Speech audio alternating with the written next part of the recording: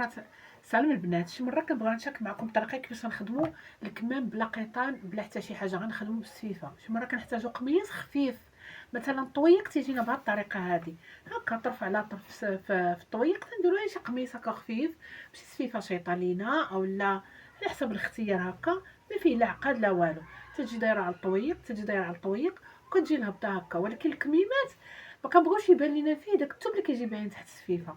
هنا نشارك معكم الطريقه كيفاش نخدموا السفيفه بلا قيطان في الكميمات بلا ما يبان لينا الثوب. يعني بلاصه ما نديرو بهذه الطريقه هذه نكفوا نطويو الثوب ونحطو السفيفه هكا، بلاصه ما نديرو هكا ونخدموا تيبقى باين لينا الثوب شويه من التحت. الا هربنا شويه السفيفه تقدر تهرب لنا الخياطه وتيبقى لينا الثوب، عاد خصنا نقطعوه، عاد خصنا يعني كتكون فيه خدمه.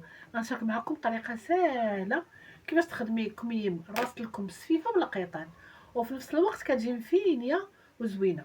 هنا شنو غنديرو؟ غنديرو الكم على الظهر، غنخدموا بهذه الطريقه هذه الكم على الظهر ديالو، وكنجيبوا السفيفه كنحطوها بهذه الطريقه.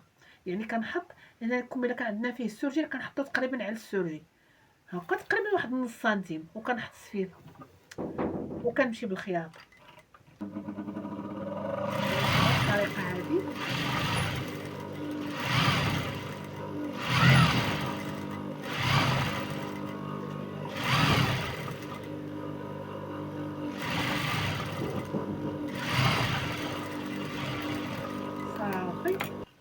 صافي هنايا الخياطه جاتنا بهذه الطريقه هذه. يعني تندوزو تقريبا على نص سنتيم لي 1 المليمتر اللي كندوزو في الخياطه. الا كان عندنا السرجي راه كندوزو القياس ديال السرجي صافي. وكنقلب السفيفه على الوجه بهذه الطريقه هذه، تنقلب السفيفه على الوجه صافي تجيني بحال هكا، وكندوز الخياطه ديالها صافي. كندوز الخياطه الثانيه على الوجه ديال الثوب وفي نفس الوقت على السفيفه صافي باش تنفيكسي السفيفه على الثوب.